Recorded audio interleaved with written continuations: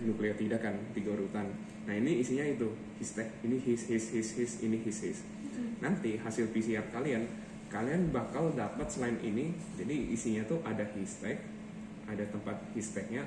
Selain itu ada sisi restriksi. Nanti aku jelasin sisi restriksi.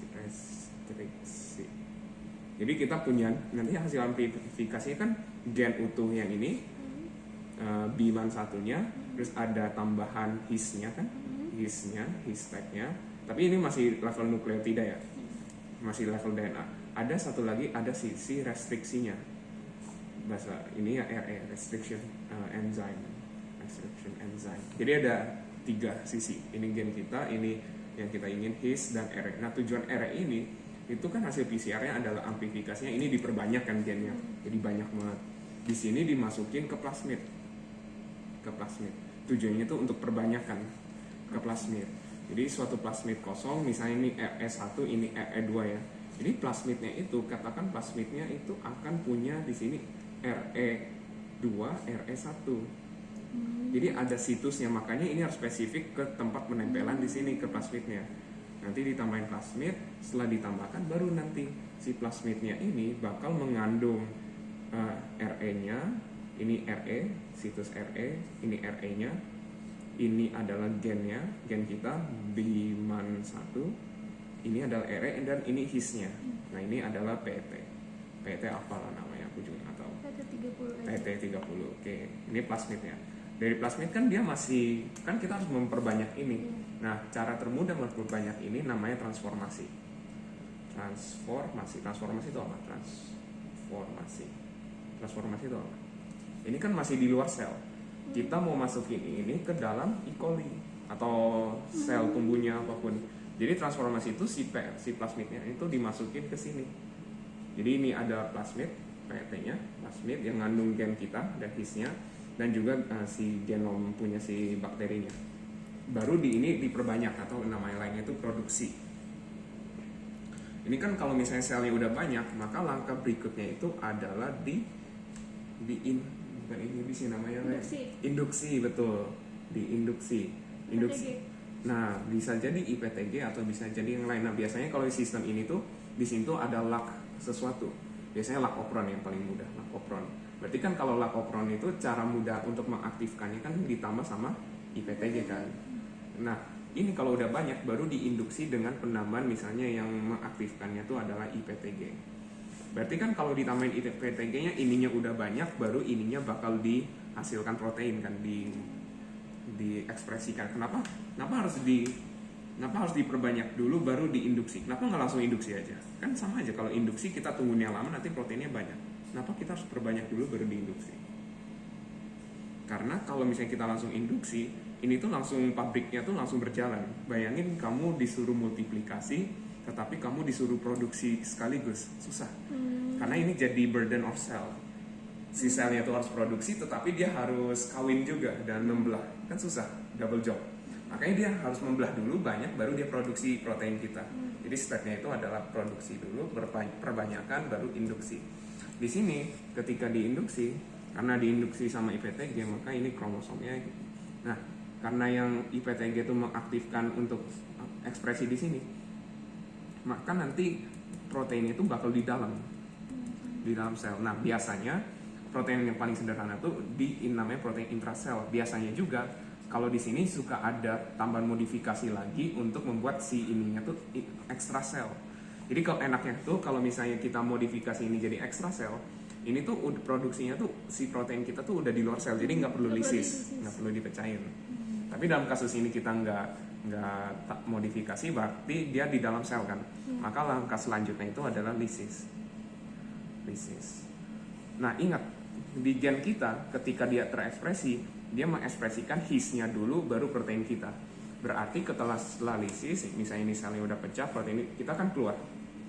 Nah makanya setelah lisis pecah disentrifugasi, nanti si selnya itu melet jadi pelet. Kalau di tube itu dia di bawah sini, protein kita ada di sini.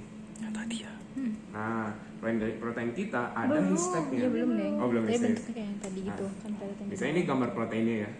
Nah protein kita ini protein, dia sekarang punya his. his. Biasanya hisnya tuh 6 atau 4 sampai 6 ya. His. Langkah berikutnya tuh adalah pemurnian, karena kan ketika pecah, ingat ini bukan protein ini kan protein dari si bakterinya, tetapi kan masih ada protein-protein yang lainnya. Protein-protein dari bakterinya ini masih campuran. Maka kita harus murnikan dari sini. Nah, pemurniannya baru di sini. Kan ini ingat Histec. Jadi Histec itu fungsinya untuk pemurnian. Jadi kolomnya itu namanya kolom NiNTA. NiNTA kurang lebih gambarnya kayak gini. NiNTA ini resin. Jadi ini resin si NiNTA yang yang terimobilisasi ke kolom. Jadi bayangin NiNTA-nya tuh kayak tangan-tangan yang mau ngambil hisnya. Ya, banyak tangan-tangan yang mau ngambil hisnya. Nah, dia ini aktif terhadap histidin. Kenapa histidin? Karena histidin itu punya donor elektron dari N-nya. Histidin kan sebetulnya kayak apa ya? Kayak strukturnya kayak gini lah, histidin tuh. Nah, histidin itu karena punya elektron, dia bakal berikatan ke kompleks, membentuk kompleks di kolom. Berarti kalau misalnya kita gambar lagi, ini kolomnya, ini adalah tangan NI-nya, maka protein kalian, misalnya ini protein kalian, ini protein bukan kalian, berarti kan protein kalian ada hisnya kan. Nah, protein kalian yang ada hisnya itu bakal nempel ke sini, his. Nah, his. Jadi biasanya tuh dalam kolom tertentu, ini kan kolomnya si resinnya di sini, resinnya. Kalian tambahin sampel kalian supernatan ini tambahin, dan biasanya kalau di atas tuh budayanya tuh di shake, diinkubasi semalaman dengan harapan si protein kalian yang ada hisnya ketangkap semua sama NI-nya. Nah, ini masa teknis aja. Nah, berarti kan yang nggak ketangkap dia bakal lepaskan. Nah, baru misalnya besoknya itu langkah pertama tuh di flow through namanya. Jadi flow through, pakai buffer apapun, pakai buffer biasa aja. Nah, flow through itu tujuannya itu untuk menghapus si protein bukan target NI punya kita yang ini. Jadi flow through itu akan mendorong protein-protein non histidin. Jadi bakal keluar duluan, bakal terelusi duluan bahasa kita, terelusi duluan. Ya. Nah, makanya untuk mengukur itu bagusnya menggunakan kromatogram kayak gini. Jadi di awal mula, fraksi-fraksi awal tuh flow through biasanya ada puncak di sini, puncak terbesar. Puncak besar itu artinya ada protein. Nah, protein-protein yang besar ini adalah pengotor atau bukan target kita. Nah, flow through. Baru yang berikutnya itu adalah gradien. Kalau ini kalian elusinya pakai apa ya? Aku lupa. Imidazol, betul. Imidazol. Kenapa imidazol yang digunakan? Karena dia bisa mengikat si. Kenapa? Karena strukturnya mirip seperti histidin. Strukturnya mirip kayak histidin. Nah, karena mirip, maka misalnya ini adalah si imidazol ya. Imidazol tuh bakal bersaing sama histidin.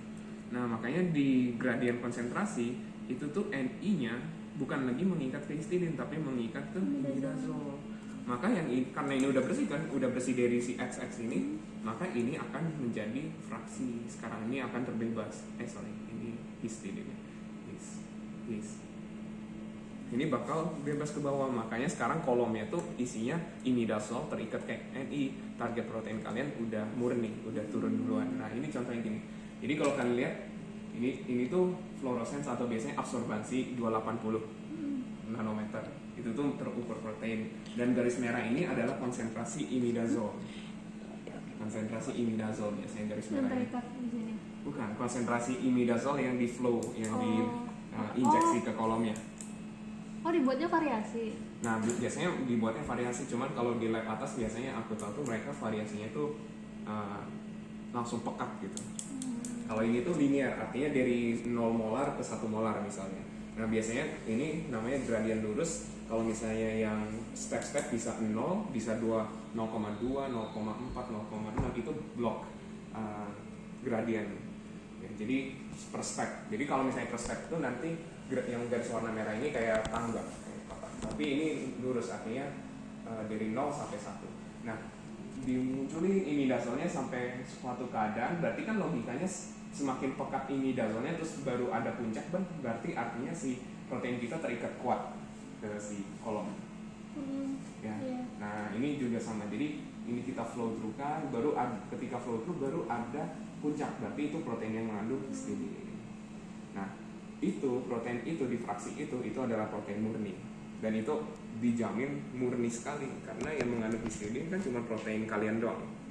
Kalau misalnya ada strukturnya histidin, kan ada juga yang ada itu gimana? Kemungkinannya kecil karena histidin itu harus his 6 biasanya.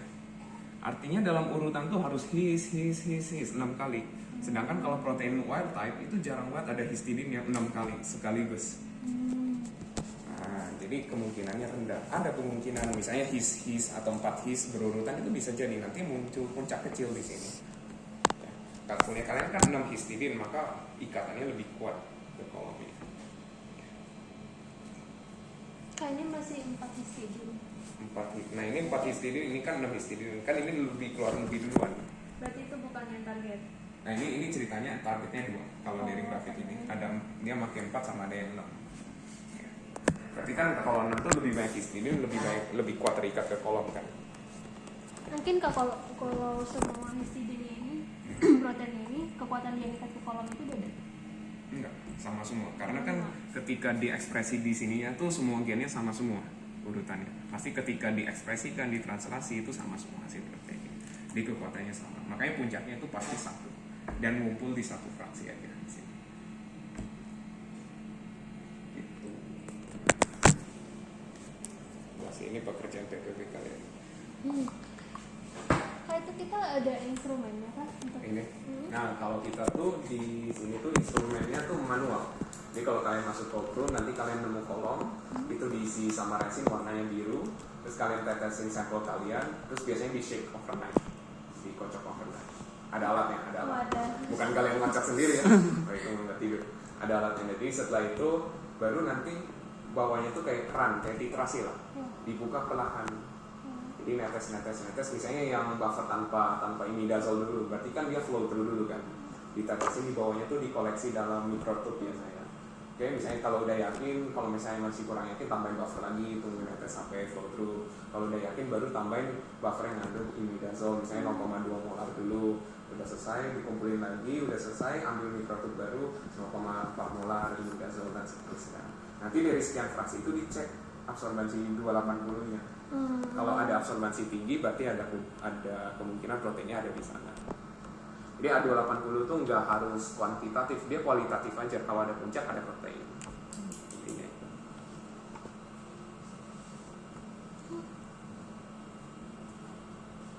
Gitu, ada lagi pertanyaan? Berarti yang di microtube setelah hasil elusi setelah ditambah buffer imidazole itu, berarti itu ada kemungkinan yang histidinnya 1, 2, 3. Enggak, pasti semuanya kalau misalnya modifikasi 6 pasti 6 semua. Nggak mungkin 1, 2, 3 gitu. Jadi protein dan 6 histidin langsung satu paket gitu. Ya. Jadi kalau misalnya di fraksi, misalnya ini flow through dulu, ini flow through, terus habis flow through baru imidazole 0,2 molar, atau kalian bikin 2 fraksi 0,2 molar baru 0,4 pasti banyak. Terus 0,6 dan sampai misalnya 1 molar. Nanti kalian cek absorbansi A280, berarti kan ini fraksi 1, 2, 3 kan, berarti ini 1, 2, 3, 4, 5, 6. Flow through tuh pasti, ini kan absorbansi arbitrary unit kan. Flow through tuh pasti ada puncak, karena ini menandakan protein pengotor. Malah lucu kalau nggak ada puncak. Kalau nggak ada puncak berarti protein-protein pengotor yang XX ini terikat ke resin, nggak keluar. Nah, bagusnya ini harus sampai puncaknya itu udah stabil. Nah, kalau puncaknya udah stabil, maka baru kalian elusikan lagi sama imidazole. Ini kan kalau 0,2 ya, 0,2 molar. Kalau nggak ada kan berarti masih terikat kan. Terus 0,4 baru ada puncak, terus udah nggak ada lagi. Berarti kemungkinan protein targetnya ada di sini. Berarti misalnya ini fraksi 4 sama 5 sama 3. Nah, ini kan ada fraksi-fraksinya. Misalnya ini kita tarik garis kayak gini. Berarti kan ini kemungkinan aja nanti dari 3 fraksi ini dari mikrotube nanti dikumpulin aja jadi satu tabung. Udah tinggal analisis biasanya analisisnya STS. Kita pakai analisis aktivitasnya. Aktivitasnya juga bisa. Aktivitas. Sebelum murni. Karena udah Setelah murni ya bisa. Nanti kalau misalnya ukur aktivitas, misalnya tabelnya kalian bikin tabel sumbu Y-nya ada 2. Yang ini AU, yang ini adalah aktivitas.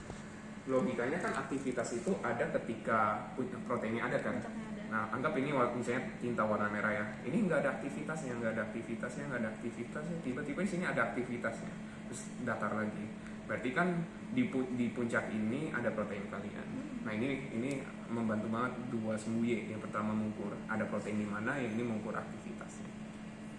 Gitu. Nah, kalau di sini kan udah jelas, oh ada aktivitas, protein gua ada di sini, berarti udah murni. Lebih murni, mau cek lagi STSP lebih bagus.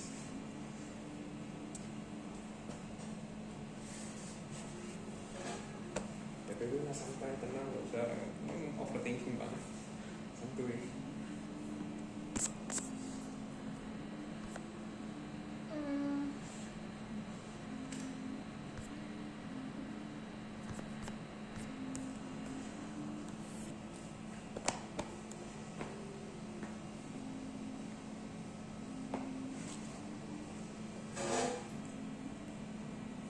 Nah, setiap langkah ini tuh pasti ada langkah karakterisasi. Kita nggak melakukan ini sih Pak. Nggak melakukan ya. Oh, nanti kalau kerja di lab Makanya misalnya awalnya kita nggak paham. Oh.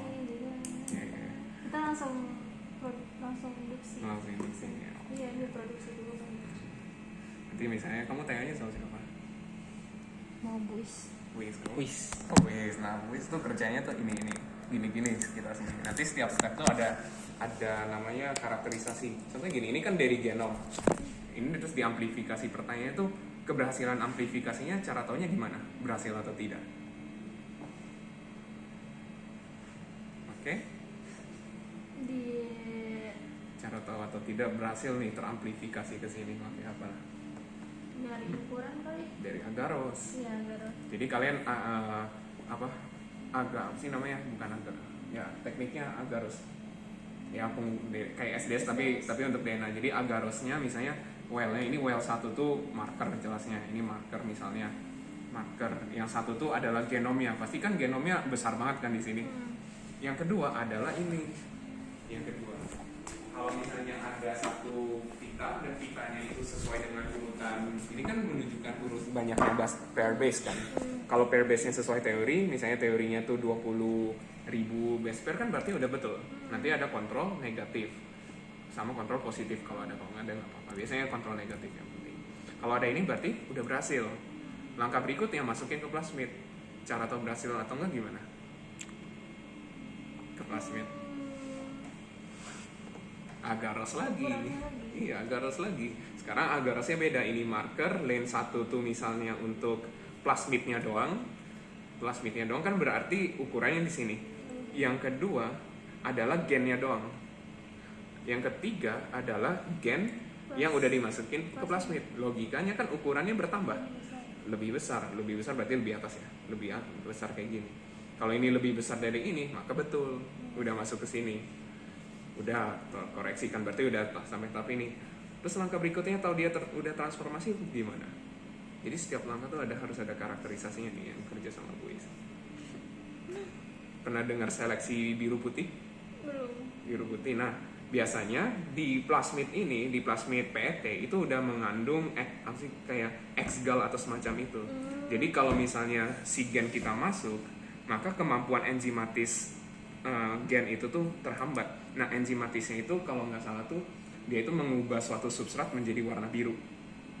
Ingat ya, plasmidnya itu kalau masukkan gen, aktivitasnya tuh hilang. Aktivitas enzimatisnya beta galaktosidase kalau nggak salah. Nah, beta galaktosidase itu mengubah X-gal menjadi warna biru. Berarti kan kalau gennya nyusup nggak bakal jadi warna biru, melainkan putih. Jadi nanti kalian udah transformasi, ini kan masih misalnya campuran sesuatu ya. Ini kan campuran bakterinya yang masih kosong kayak gini. Terus kalian ini campuran plasmidnya. Kalian transformasi ke sini. Ini kan jadi satu campuran. Dari sini nanti kalian spreading misalnya. Spreading atau streaking terserah. Spreading sih biasanya. Nah, spreading kan nanti hasilnya ada koloni-koloni. Koloni-koloni, nanti kalian cek mana yang warnanya putih, mana yang biru. Yang putih itu artinya mengandung gen kita. Udah berhasil. Nanti yang putih ini kalian ambil apa sih, kayak lidi atau apa, ambil terus masukin ke kultur untuk perbanyak ya. Karena kan satu koloni itu menandakan satu bakteri yang sama kan. Logikanya kalau ini putih berarti kan sama saudara kan mereka ini. Kalian ambil cocol, terus hasil cocolannya ini kulturnya, si medianya masukin kayu kalian ke dalam sini. Ya logikanya kan dari koloni yang sedikit masukin ke keadaan yang kaya nutrisi, dia bakal tumbuh di sini. Nah jadi ini tuh menandakan kalau ada biru putih itu keberhasilannya. Kalau biru semua artinya apa? Berhasil nggak transformasinya? Enggak, karena belum. Gagal. Berarti nanti emang warna biru gitu Kak? Iya, koloninya tuh yang bulat kecil tuh warna biru nanti. Tadi putih semua nggak sih? Ya putih semua tuh berarti kemungkinan udah diambil yang putih terus ditumbuhkan di media padat. Oh. Ya. Nah di sini udah di media cair baru dipindahin ke media padat. Biasanya media padat tuh buat penyimpanan biasanya. Misalnya kamu simpan di kulkas kan kamu nggak mau kerja ulang kayak gini lagi kan. Kamu udah simpan aja, udah dapat bakteri yang udah mengandung plasmid kita.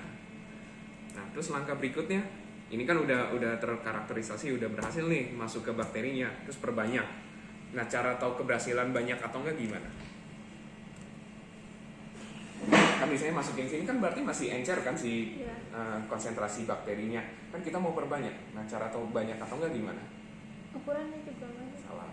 Ya betul sih ukuran, tetapi diukur pakai apa? Yang paling sederhana atau apa? Logikanya kan kalau ini encer, maka kan larutannya warnanya encer juga kan, bening. Tetapi kalau misalnya banyak bakteri, dia warnanya keruh. Oh, kepekatan. Ya, kepekatan.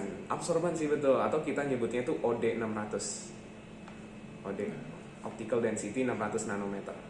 Kalau misalnya OD-nya tinggi dibandingkan yang ini, maka kan logikanya sini banyak bakteri sekarang. Nah, ini berarti udah terkonfirmasi perbanyakannya berhasil. Oh. Nah, langkah berikutnya kalau udah banyak tinggal induksi tambah IPTG di media padat atau cair, aku nggak tahu di atas pakai apa. Terus ya udah IPTG, lisis, udah ukur kayak tadi. Ya. Kayaknya tadi kenapa enzimatisnya nggak berfungsi setelah dimasukkan? Jadi sebetulnya plasmid aslinya tuh jadi RE1 sama RE2 tuh nyatu di sini di satu tempat. Nah di antara ini ada gen beta galaktosidase kalau nggak salah ya, aku lupa, galaktosidase. Nah RE ini adalah tempat pemotongan, berarti kan kalau ini kepotong terpisahkan. Kan kalau misalnya gen yang nggak masuk dia bakal nutup lagi. Kalau nutup lagi berarti aktivitas beta galaktosidasenya aktif kembali. Tetapi kalau misalnya nggak nutup lagi ada gen kita, berarti kan kehalang tuh gen si beta galaktosidasenya. Makanya nggak dihasilkan enzim itu, maka kalau diseleksi ini warnanya putih, dia nggak mampu mengubah X-gal jadi warna biru. Oh berarti yang diukur itu reaksi enzimatis si beta galaktosidasenya. Nah itu kualitatif dari warna. Ya dari sini koli-koli. Ya. Coba kita cari gambarnya biar kalian lebih kebayang.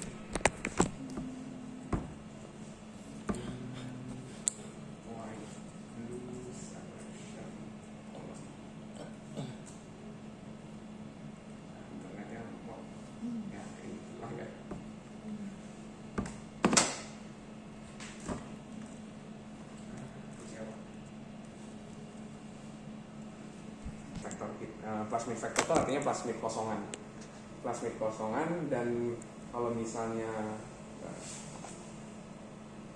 kalau nggak ada no insert itu artinya gen kita nggak masuk, itu masih utuh kayak gini kan, kayak maka dia blue colony karena gennya aktif.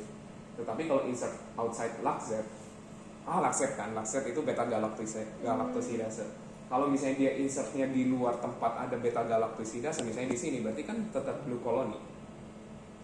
Padahal gen kita udah masuk, tetapi masuknya itu ke tempat yang salah. Jadi misalnya seharusnya masuk di antara RE1 RE2, dia malah masuknya ke sini. Itu bisa terjadi. Makanya ketika desain ini harus spesifik, pastikan RE1 sama RE2-nya tuh hanya satu tempat aja. Kalau misalnya di sini ada RE2 misalnya, berarti kan logikanya ini kepotong di sini.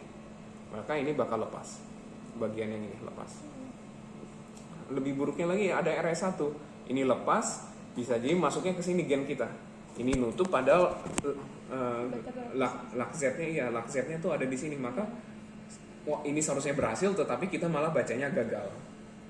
Nah, ini yang kemungkinan. Nah, kemungkinan yang bagus itu adalah insert di antara Laxet di tempat yang seharusnya. Maka ini hasilnya itu white colony. nanti kulturnya tuh mengandung X-gal. Lakzat itu yang biru. Lakzat, iya yang biru ini, biru muda. Nah nanti kalau berhasil bakal kayak gini warnanya seleksinya. Putih ada yang biru tuh mengandung beta galaktosi dasar atau kemungkinan gen kita nggak masuk. Nah yang putih tuh ada yang berhasil. Nanti yang diambil putih cocok aja satu, terus masukin ke kultur cair, terus tungguin. Ya tentu saja kalian nggak ngambil satu titik aja, mungkin beberapa titik di beberapa media cair tertentu. Takut salah kan? Resiko kerja lagi. Katanya ini DNS kan nitrosialic acid ya apapun.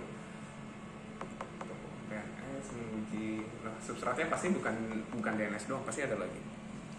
Substratnya pati. Pati kan? Iya.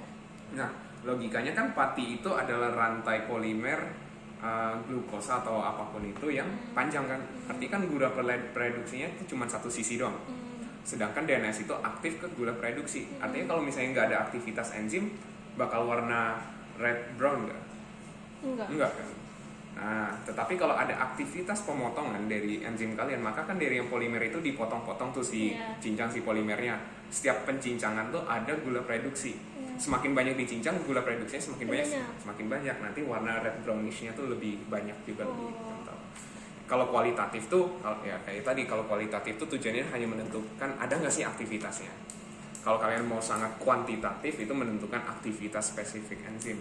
Nah itu mah kerjanya beda lagi sih. Kataku ini bakal kualitatif aja. Dia bakal red brownish banget gak dibandingkan misalnya sama kontrolnya di sini. Kenapa patinya nggak bereaksi atau gulanya patinya nggak terpotong, tetapi ini setelah terpotong. Ya kualitatif aja. Kuatnya kualitatif. Gula produksi.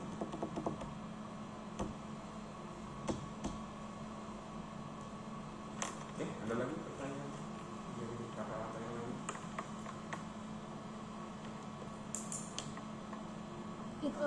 Patinya panjang. Patinya panjang. Itu pemotongannya pasti ke glukosa atau bisa ke maltosa? Coba ya kita lihat struktur pati. Pati kan pati banget nih. Pati itu glukosa semua. Glukosa semua. Jadi pati itu ukuran panjangnya kayak gini, dia juga agak bercabang sedikit sih. Kayak gini. Tetapi yang harus kalian perhatikan, gula produksi itu sebetulnya di mana sih? Ujung sini atau ujung kanan? Kanan. Jadi kalau misalnya struktur gula tuh sederhananya kan kayak gini. Ini C1, ini C5 kan, dan ada C6-nya di atas ini. Gula produksi itu adalah di sininya, yang biasanya ada alfa atau enggak betanya kan, penentu alfa betanya. Artinya kalau gula produksinya, sedangkan kalau percabangan tuh bercabang tuh ke arah sana kan. Berarti kan ujung cabang tuh adalah ujung ini, ya kan? Kayak pulpen ujungnya tuh adalah ini, maka untuk gula tuh ujungnya tuh ada C1. Nah, kalau misalnya nggak dipotong, maka ini aja yang kebaca sama DNS. Nah, nanti kalau aktivitasnya itu kalau misalnya ini kepotong di sini, manapun misalnya kepotong di sini, katakan kepotong di sini, maka dari satu untayan yang awalnya cuma satu gula produksi, kalau dipotong sini jadi berapa gula produksi? 2. Kalau dipotong semakin random, makin banyak juga kan. Nah, jadi bisa jadi pemotongannya random. Ya nggak masalah random, yang penting si gula produksinya semakin banyak. Ini tambah histeknya itu pakai apa? Nah, nambah histeknya itu dari desain primer. Jadi ketika kita mendesain primer, misalnya gini, gennya ini, urutan database-nya tuh dari A sekian sampai TT misalnya. Kalian desain primer, jadi desain primer tuh komputasi dulu. Kalian desain primer yang mirip sama daerah sini dulu, nanti kalian berdua ya. Kalian cari dulu urutan gennya dulu. Urutan gen terawal sama terakhir tuh apa? Kalian misalnya ambil 20 nukleotida awal sama akhir. Itu adalah tempat penempelan primer kalian. Nah selain itu kalian nanti tambahkan sebelum primernya itu adalah desainnya sendiri. Kalian desain sendiri. Ya. Nah yang challenging dari desain primer, ingat pembacaan satu asam amino berapa nukleotida? 3. Artinya misalnya di sini ya. Misalnya ini adalah gen ya. Misalnya ini apalah A ya misalnya A ini T. Misalnya kalau misalnya kebaca 3, misalnya ini kalau kebaca 3 benar, ini apapun ya urutannya nggak harus TT. Ini adalah his. Ini adalah his misalnya. Ini adalah his. Ya, baru gen-gennya betul kan. Tantangannya kalau misalnya bisa jadi ini mengalami shifting namanya. shifting itu ketika bacanya malah di sini, gue baca tiganya. Kalau baca tiga kan kalau beda satu urutan aja bisa jadi bukan his lagi, bisa jadi apa gitu. Ini juga sama. Kalau ini bacanya salah, kemungkinan gennya juga salah. Maka harus pastiin dua arah. Apa gennya cara bacanya udah betul kah? Dan apakah modifikasinya betul? Kalau gennya betul, modifikasinya salah, nggak bisa dimurniin, his-tagnya nggak ada kan. Tapi kalau misalnya hisnya udah ada tapi gennya salah, nggak bakal ada aktivitasnya karena proteinnya bukan seharusnya. Ya. Jadi ini tantangan terbesarnya itu desain primer. Desain primer tuh bisa makan hampir 1 semester sendiri. Oh my god. Ya, nanti kalau kalian semester 6 kan sekarang, semester 7 aku sarankan ambil mata kuliah bioteknologi molekul. Itu ngedesain ini. Desainnya tuh belajarnya. Kalau nggak ini TAB juga